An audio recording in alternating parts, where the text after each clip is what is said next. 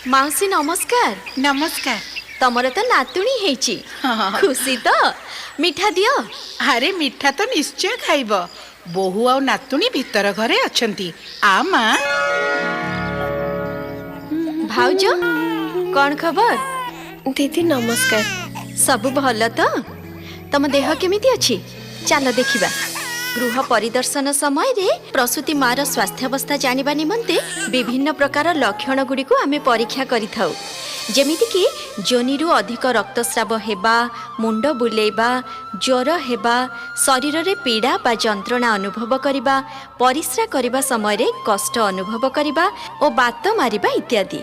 आलो माँ, एते सब कथा अछि मु तो जानि नथिली। हाँ माउसी, एहा व्यतीत शिशुर स्वास्थ्य मध्य परीक्षा करिबा आवश्यक।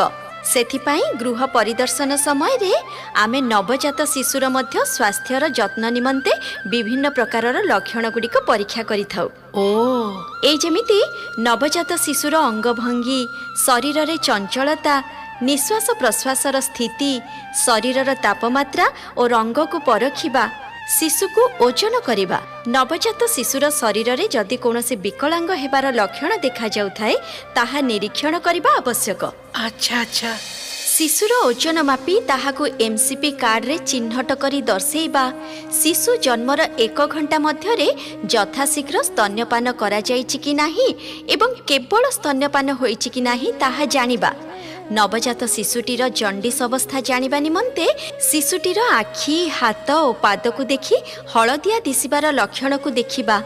शिशुटीर नाभिनाड़र अवस्था परीक्षा करिबा एवं चर्म रे किछि फळी जिबा भली लक्षण को भल भाबे देखिबा आवश्यक। अच्छा अच्छा। एपरि कि शिशुर टीकाकरण संबंध रे बुझाइबा आम आशा दीदी मानकर दायित्व मध्य।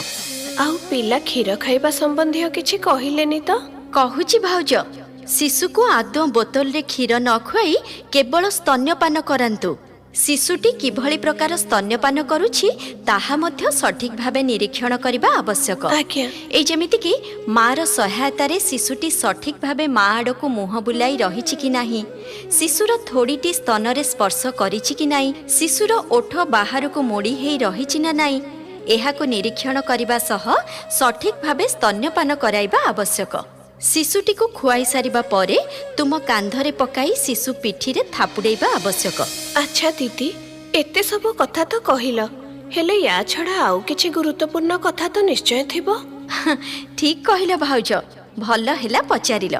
सुन, आज्ञा। जदि शिशुटी मा क्षीर टाणी पारु नथिबो किंबा खाउ नथिबो, शिशु जदि न